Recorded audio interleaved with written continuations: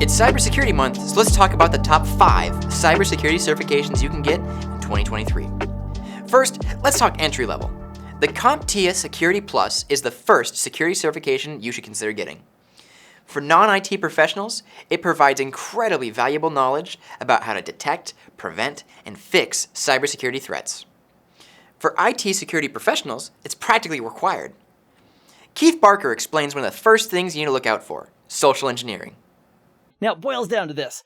Somebody who's doing social engineering is impersonating or pretexting or pretending to be something that they are not. And that could involve a person asking for help, like calling the service desk or help desk, or talking with another person, asking for assistance or access. And a question may be, well, what is the whole purpose of somebody doing social engineering and using these techniques? Well, they want that user or that system to be tricked into taking some action that they normally wouldn't have, like clicking on a link or making a phone call or transmitting money or even sharing information that normally they wouldn't or shouldn't, but they've been tricked into doing it via social engineering. And the stakes are really, really high these days regarding compromised networks or individuals. We could have things like identity fraud, which is devastating for an individual or a company if that happens to them. Also, a company with a lot of moving parts could have a scam that happens against that company. Maybe there's an invoice that shows up. It looks like it's legitimate, and there's some email back and forth or phone calls back and forth that approve that invoice to be paid. Well, the whole time it was just made up, but it was socially engineered so that the right people with the authority paid those bills. Other negative impacts include losing company secrets or company information or our customers' information for holding it. If that's leaked or lost, those are serious compromises to our networks. This cert establishes the core knowledge required of any cybersecurity role and can lead to next-level promotions. Some of the jobs that use Security Plus are security administrators, help desk managers or analysts, security engineers, sysadmins, and IT project managers. The test itself is 90 minutes with a maximum of 90 questions. There's both multiple choice and performance-based questions on the exam. Along with any training material you invest in, the actual cost to take the exam is $392. Now, let's talk about the CISA exam. This certification is designed for IT or IS auditors, control assurance and information security professionals with 5 or more years of experience. Bob Salmons explains some of the IS audit standards, guidelines, and code of ethics. Standards help us to form a foundation and to know what is expected and how things need to be done in information systems, where guidelines provide us some guidance as to, the best way we should do things, or kind of a best practice, if you will. Now, let's jump in and take a look at some standards and guidelines. So let's first define the difference between a standard and a guideline. Well, a standard is mandatory. It's a mandatory requirement that we need to fulfill. Well, that's pretty straightforward. And then guidelines are, just think about that, the guide portion. That is like a how-to or helpful guidance along the way through our information system activities. So we can use these guidance or the how-to helpfulness to meet those standards, which are mandatory requirements. Now, ISACA, which is a professional association that provides information for auditing and governance and data privacy and dealing with risk, they put out some standards and guidelines. So let's take a look at some ISACA audit and assurance standards. Now, they actually have 3 different areas that we're dealing with. First of all, we're dealing with kind of general standards. Now, the first of which is auditor ethics. So we're dealing with the auditing and assurance here, and we need to look at the ethics. So our auditors need to be ethical. They need to follow the rules and do what's right when they're in situations where, you could go either way. Well, we need to be sure that our auditors are choosing the best solution or the best route, the most ethical route, if you will. We also need to practice something called due care. And due care is where we're following procedures and we're making efforts that are made by any reasonable person. And that's key there, is that reasonable person, because that is what makes it due care. What is reasonable? And lastly, we have to have knowledge, and that's meaning the auditors. We need to have competency and skills. We need to open the books, and we need to study, and we need to keep our skills up to date. So that's dealing with knowledge. So we have ethics, our due care, and our knowledge. Moving on, we continue with the ISACA audit and assurance standards, but this time we're looking at performance. Now, within performance, there's some things we need to accomplish, first of which is planning and supervision. So when we're dealing with auditing, there's lots of planning that goes into it. We need to plan the audit, and oftentimes we need to supervise the audit and the audit activities to make sure they're happening on a schedule so that we can accomplish the audit within the given time frame. We also need to work on scoping, because when we sit down with our auditee and we're talking about the audit and what they want to accomplish, well, we need to define the scope, and we need to make sure that the scope encompasses everything and that the auditee needs to achieve, all their objectives, if you will. Then we're looking at evidence, because when we're performing audits, we're collecting evidence, and this is evidence to the fact being true or false, meaning that whatever we're looking for or we're auditing against is either being met or it's not being met, and we need to collect evidence to support that and show it to the auditee. And lastly, we need to use good judgment. Just like we talked about with the ethics, it comes down to using good judgment. And how do we know what good judgment is? Well, we follow standards, ethical standards. We make sure that we're doing the training and that our professional knowledge is where it needs to be so we can make good judgment calls. And lastly, with the ISACA audit and assurance standards, we're looking at reporting. Now, with reporting, we're dealing with these here, all of those reports, and we know that there's lots of reports to be done, but there's different kinds of reports, so we need to be aware of all the different types of reports that we may be dealing with, because we may actually be dealing with more than one type in a given audit. And then secondly is communications, because communications is absolutely key. We need to be able to communicate our findings as an auditor to the auditees so that they understand the findings. And what I mean by that, we're not just handing them a report and saying, here you go. We're going to discuss this with management. And as we get further into the auditing and how it works, you'll see that we actually discuss it with different levels of management so that we can make sure as we go up our auditor's hierarchy of the organization that we're communicating all the way up to the top, where we finalize the audit delivery. And the communications is super key to make sure that we're getting the point across, because one of our roles as an auditor is not just to audit, but it's also to educate our auditees, because they're hiring us as a professional to come in and provide them with some information to help them to see where they might need to do some work. So that education of the auditees is definitely one of our roles as an auditor. Next up, we have the ISACA Code of Professional Ethics. So this is really important. This is our Code of Ethics. Now here they are listed out. Let's talk about these real quick. So of course, supporting standards, meaning we need to follow the standards that are put out, because that way we're doing it the right way and we're not missing anything. And we're not taking things off on a path that we shouldn't be going. Then we have serving the stakeholders, and of course, being law-abiding, of course. But what we mean by serving the stakeholders is the auditee has hired us to come in and perform this audit. Now, the stakeholders are those who have the most at risk in the organization. You're generally like the senior management or executive management and the board. So we need to serve them and make sure that they're educated in what's going on and that we're providing them the best service possible. We also need to maintain our privacy and confidentiality without a doubt, because we're seeing the inner workings of these organizations, and oftentimes that means the secret sauce. So we can't be spilling the beans, if you know what I mean. And then, of course, maintain competency. That is super important. So when we're dealing with these audits, we need to know that we are up to par on our professional knowledge. So that means continuing to study and staying up to date on changes to things like rules and regulations and compliances, because those things are what we're auditing against. The other thing is disclosing significant facts. What that means, if we come across something that may not be part of the audit, let's say, but is something important and we identify and we know that it's not right, we need to disclose that to the auditee, to the stakeholders. Remember those stakeholders. We need to disclose that information to them to help them along. Even if it's not part of the audit, but we see it, we still need to not necessarily include it in the report per se, but we need to convey that information to the auditees.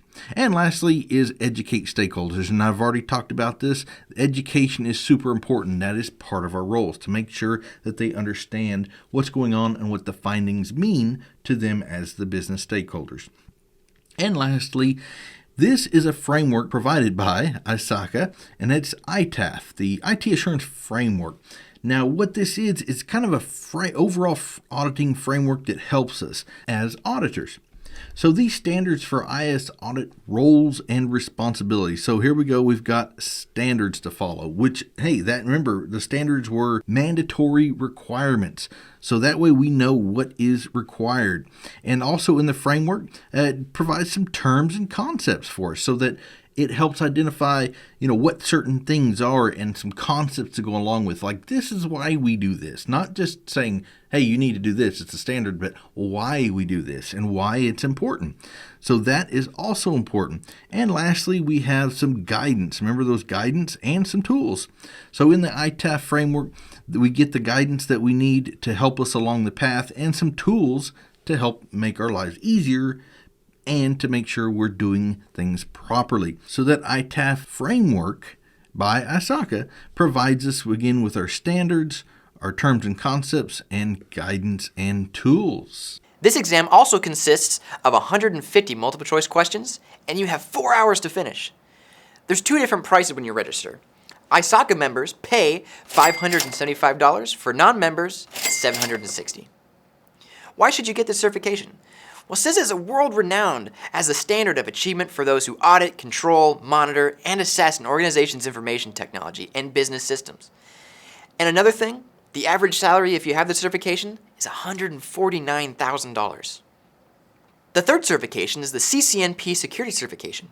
To earn this one, you need to pass 2 exams, a core exam and a security concentration exam that you choose. The core exam focuses on your knowledge of security infrastructure, including network security, cloud security, content security, endpoint detection and protection, secure network access, visibility and enforcements. Concentration exams focus on industry-specific topics like Cisco firepower, identity services, email security, web security, VPNs, or automation. So you're basically customizing the certification to your technical area of focus. But as a cybersecurity professional, what are you trying to protect? Well, my buddy Knox Hutchinson explains. In order to understand what are we trying to guard against, the first thing we really need to know is what are we trying to protect? What are our assets? And in this particular nugget, we're going to talk about what the assets to a different business may be, and then we'll jump into later discussions on how we can protect them. So let's get going talking about assets. So the first thing coming right out of the gate that we need to talk about when we're talking about our assets and the things that we want to protect is our people. Our people are our assets. HR will obviously tell you that our most valuable asset is our people, and we need to protect them from cyber criminals. I mean, it seems kind of silly when you first think about it, but here's a very, very harsh reality. This is going to be a tough pill to digest, but this is the honest truth. Hackers want to injure people. There are systems out there right now in the industrial manufacturing. Maybe think of a fertilizer plant or something like that. When a hacker takes over a system that controls pressure valves in a manufacturing plant, that could blow up the plant and kill people. And that is exactly what some criminals are trying to do right now. They're legitimately trying to injure your staff. But beyond that, they can prey on your staff too. They can prey on weaknesses and vulnerabilities that are within the people themselves because they just want to be helpful, or they don't recognize that what is happening in the first place is a threat. We're going to talk about this a lot more when we talk about social engineering and phishing in an upcoming nugget. But the first thing, the number one priority that you should have as a cybersecurity professional is focusing on the people and how we can protect people from harmful actors in the world. Our next asset that we're going to be talking about is our data. Now, data seems like a kind of obvious one, but hackers may want to attack our data in many different ways. For instance, maybe we have a product that we have a trademark or a copyright on, and hackers want to exfiltrate. They want to get that data so that they can use it to recreate their own product to compete with us. This is obviously a common attack vector because they're trying to steal our competitive advantage. But another way that our data is valuable to us is maybe we have top secret information, like this is a government act. Hackers love to attack political institutions trying to steal top secret information, even military information and military secrets, to try and leverage that against the people through propaganda or leaking. Outside of the fact that they can steal the data, they can also corrupt the data such that we can't even use it in the first place, which would cripple our business and bring it to its knees, because data is incredibly important to us. It's what drives our decisions on how we should steer our business or organization in the first place. And then one of the last assets that we're going to talk about, and then we're going to tie it all together, is going to be our own systems themselves. This isn't necessarily talking about the data, which is living on a disk, but how the data moves or how the data is available in the first place within our systems. If an attacker takes down our systems and we can't access our data, that becomes a huge problem. Beyond that, once a hacker is within the systems, they have total visibility into what goes on. They can see who is doing what and where this is happening. They can choose to encrypt the data. Or even at a most basic level, maybe we have a website where customers log into the website and make purchases. If this no longer is available, then all of a sudden we have no sales, and that really hurts our business too. So before you begin any information security or cybersecurity journey, you need to understand what it is that you're truly trying to protect in the first place. We're trying to protect our people. We're trying to protect our data or information or any intellectual property that may belong to us that gives us a competitive advantage. And then we're trying to protect the availability and the health of our systems in the first place. So once you understand all of these assets that are going on here, I'm going to clear some screen here for me. Once you understand these assets that belong to us, we need to start categorizing them and associating values with them. For instance, is this a physical asset or is it a software asset? Who is responsible for the asset? Who is the owner of the asset? Who maintains the asset? Those are going to be important things to know. You may have someone who is ultimately responsible. They call this an owner. While somebody else maintains the asset, this could be something called, sometimes it's called a custodian. And in other technologies like Microsoft Azure, they might call, instead of custodian, they might call it an operator. And then, of course, you have end users themselves who might use the tool but aren't responsible for it. Then you have to classify how important is it or how sensitive is it. This could be something in government terms like secret or top secret, or is it publicly available? In private entities, they might just refer to this as public versus confidential. And the cool thing about assigning these categories to it, like who is responsible and what is its level of sensitivity, this is something that comes out of the gate with a lot of different software or cloud providers. Check this out. Let me clear the screen, and I'll actually bring Microsoft Azure up into the portal. You don't need to know this for an exam environment. This is just a demonstration. But I wanted you to see it. You see here we have administrators, which are basically the owners in the Azure ecosphere. And then if we scroll down, we can see some other things like readers, which is going to be an end user. We can also see things like the operators, like the security operator. So you can see kind of right here, there's the three categories we were just talking about. The administrator would be the owner. The operator would be who maintains it during the day-to-day usage, and then the security reader would be someone who can view the information but can't really interact with it. Beyond that, when we deploy resources in Azure, we have the ability to give them tags so that we can categorize our data. So we could deploy an application that might host sensitive information, and we can tag it with sensitive. Whereas we may create an application that would be published for the entire world, and we could tag that with public. So this introduces the main points of what an asset is and how you can classify it within your organization. There are no formal prerequisites for the CCNP security, but people who take the exam usually have 3 to 5 years of experience implementing security solutions. Now remember, this certification is made up of 2 exams, which means 2 exam prices. The core exam costs $400. The concentration exams will be an extra $300 plus some tax. The CISSP certification is one of the most valued certifications available to IT security professionals and their employers. Why? Because passing this exam proves you have the advanced knowledge and technical skills to effectively design, implement, and manage a cybersecurity program. And did you know that the CIA can help you get the CISSP? Keith Barker explains. Can the CIA help us to succeed in getting a CISSP? And the answer is absolutely yes. Let me walk you through exactly why. I'd like you to imagine that you and I have started a brand new company and we have some assets in our company. We have some physical facilities, a building, we have some computer equipment, and we also have some data and personnel. Probably one of our biggest assets is our people. And secondly, probably one of the biggest assets that we have is our secrets and our data and our information that we contain. So let's say that right here, this represents our data. And we absolutely want to make sure that it's secure. So what are some of the things that we'd want to do regarding that data? Well, first of all, we'd probably want to make sure that we had confidentiality.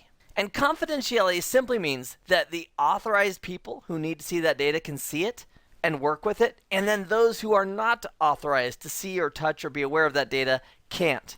So we can implement confidentiality on this data by doing things like encryption. We can encrypt data on a disk, and that way if the disk is stolen or lost, the unauthorized individual won't be able to see that data.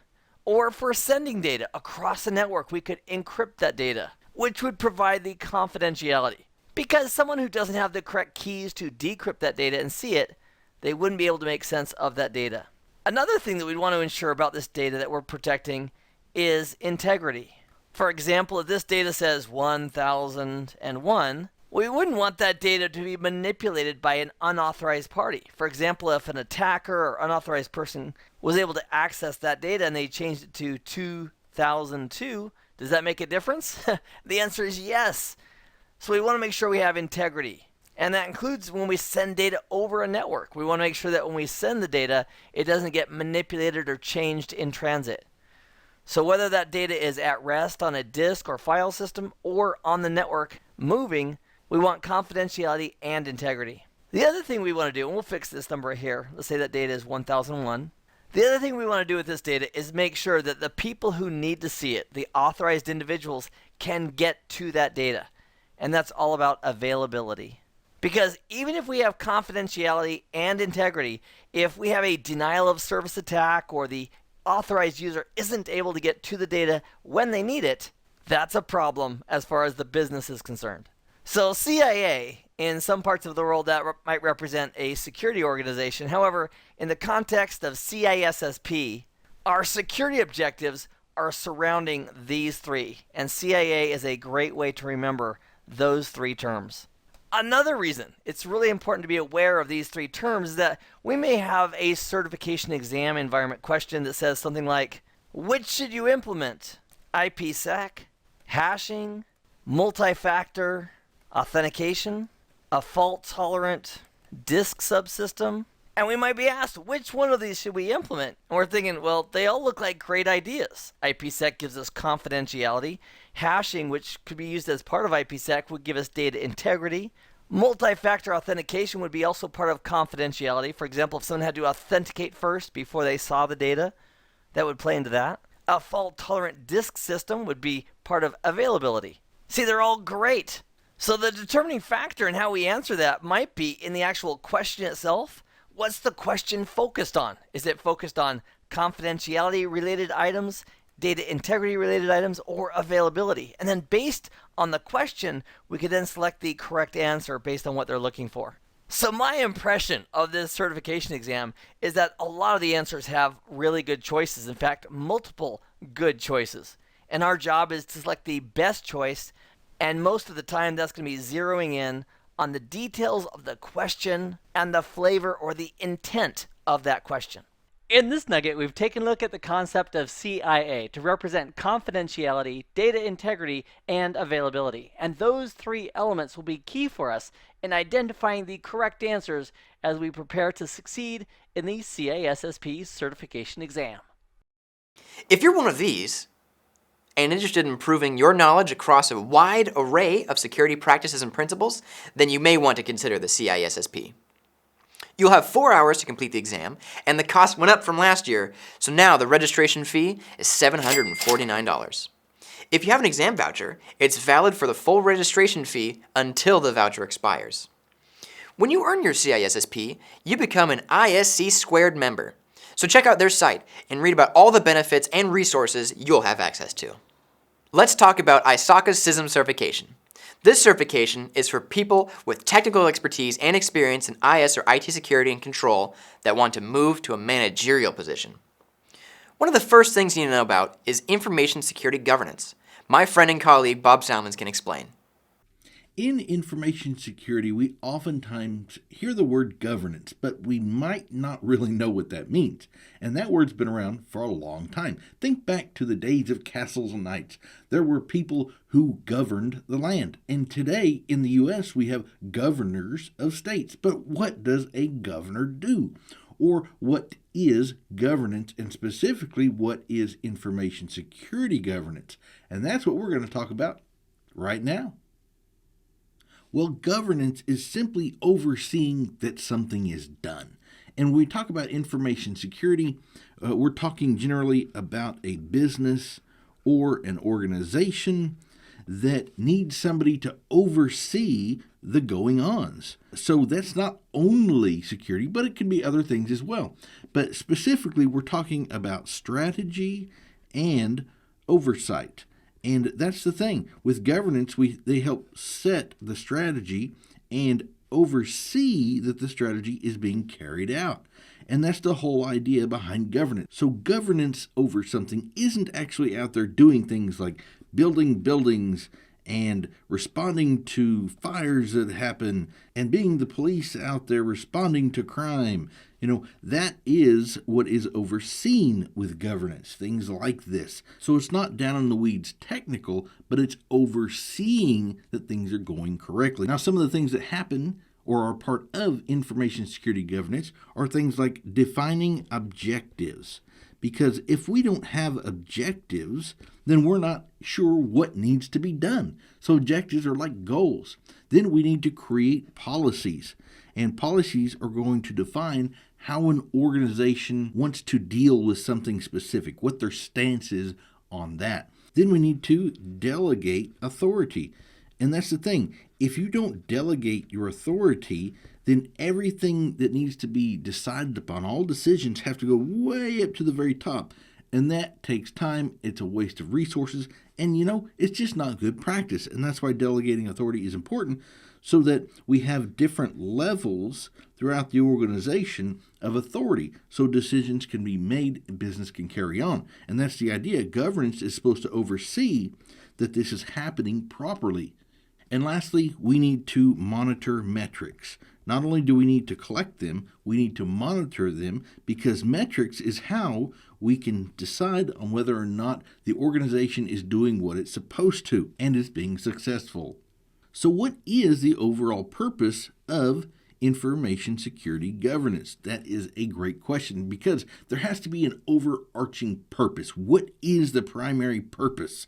Well, the purpose is one word: alignment.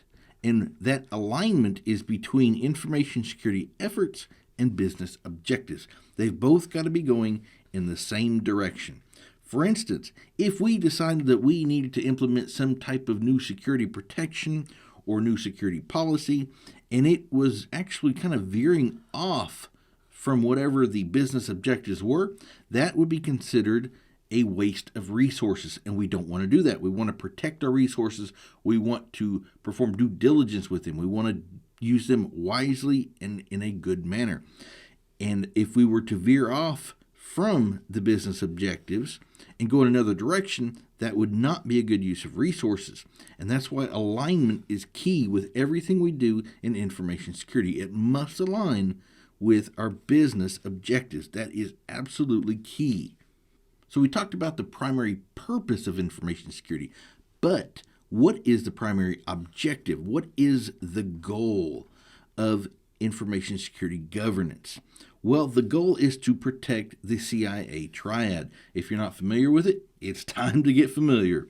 CIA stands for confidentiality, integrity, and availability. Confidentiality: make sure that our data stays confidential. the data is not leaked, it's protected and stays that way. Availability, make sure that, hey, our data, our systems, they're always available. We don't have downtime that affects our productivity.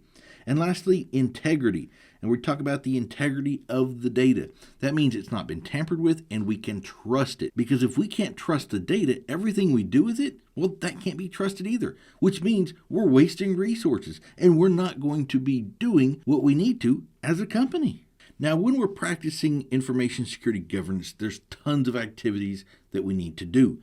And we're going to talk about some of those right now, such as, number one, defining objectives. And we mentioned this earlier. If we don't define objectives, which basically are like goals, then we don't know what we're supposed to be doing. What do we aim for? What are we trying to achieve? And that's what our objectives tell us.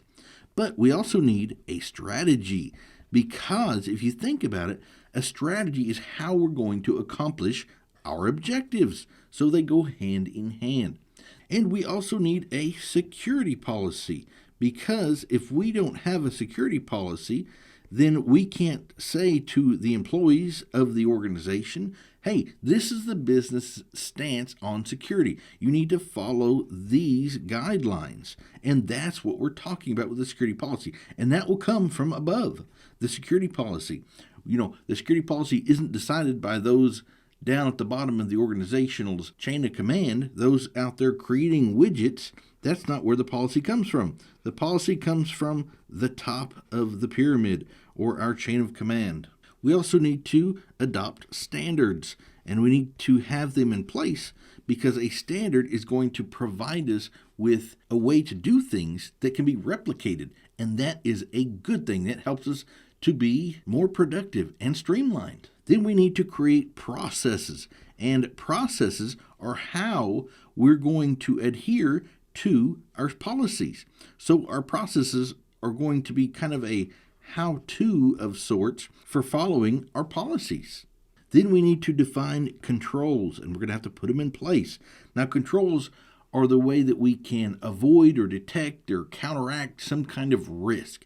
And controls in security are oftentimes firewalls. You think antivirus, IDSs and IPSs. All these things can be considered controls. And there's other ones too, like security guards, fences, closed circuit TVs, all these are types of controls that we can use to detect, avoid, or counteract some type of risk. And then lastly, it comes down to metrics. We need to define metrics, we need to collect metrics, and we need to analyze metrics because metrics are our scorecard to success. So are we doing a good job or are we not doing a good job? And both of those can be determined by metrics. Now, there are some additional activities, and these are more aimed at protecting the organization. Now, these are things like risk management. So when we talk about risk later on, we're going to have a whole section on risk. When we're talking about risk, how are we going to deal with risk? Well, we need to identify it. Then we need to figure out how are we going to deal with it, and what does it mean to the business? That's a question. There's 3 questions, really. And we need to manage our risk because if we can reduce it, we're going to be better off. Then we have compliance. Oftentimes we need to be compliant with something. It could be we're in the healthcare industry and we need to be compliant with HIPAA, or we deal with credit cards. We need to be compliant with PCI. There's lots of different types of compliances, and we're going to dig into those as well. So don't get too worried just yet. We also need to practice business continuity and disaster recovery planning because we have to plan for the inevitable. Something's going to happen. How are we going to deal with it? And lastly, resource management, because we have a finite amount of resources. So we're talking like personnel and money. We only have so much, so that's our budget, and we have a limited amount of both of these. So we need to manage them wisely so we don't squander our resources. And this actually leads back to our alignment with the business objectives. If we stay in alignment, then most likely we're going to be using our resources wisely. And finally, if we have an effective information security governance program, there's 2 things we're going to get out of this primarily. Number one is increased trust. And this trust is both internal and external. So internally, we have trust from our folks inside the organization, our C-level execs, our board. All the people working at the organization are going to see that security is taken seriously and that we're doing things right to protect the organization, so there's little risk involved. Trust is also external, and that means it comes from places like customers, that's right, or business partners.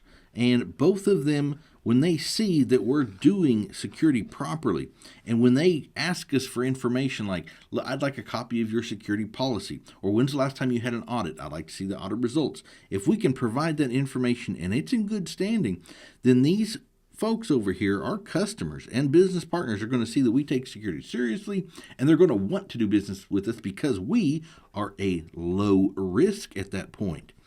And that is key. We're always going to go back to risk. Risk comes up time and time again. Then we have another great outcome, and that's improved reputation.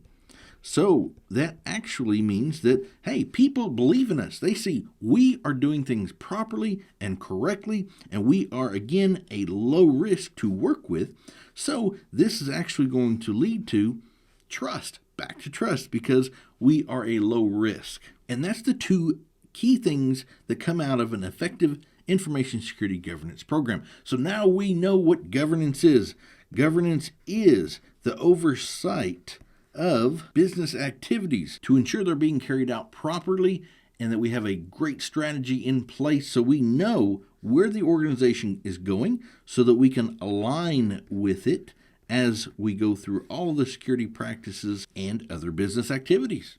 The CISM exam has 150 questions and covers 4 information security management areas. Members pay $575 for the exam, and for non-members, it's $760. Unlike other ISACA certifications, the CISM isn't very technical. It's much more focused on managerial knowledge and knowing how to coordinate and orchestrate information security operations. It's testing if you can identify legal requirements and business needs for a security program, and then document compliance, monitor programs, metrics, and propose appropriate adjustments. The certification is worth it for anyone who wants to advance their career in information security management. And the average worldwide salary of CISM holders is $149,000. Those are the top 5 cybersecurity certs that you can earn in 2023. Let me know what you think and which certs you're going after, and if you agree with this list.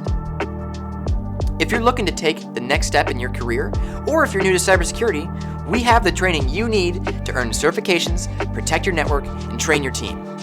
Sign up for a free CBT Nuggets trial and see which cybersecurity courses are for you. Thanks for watching.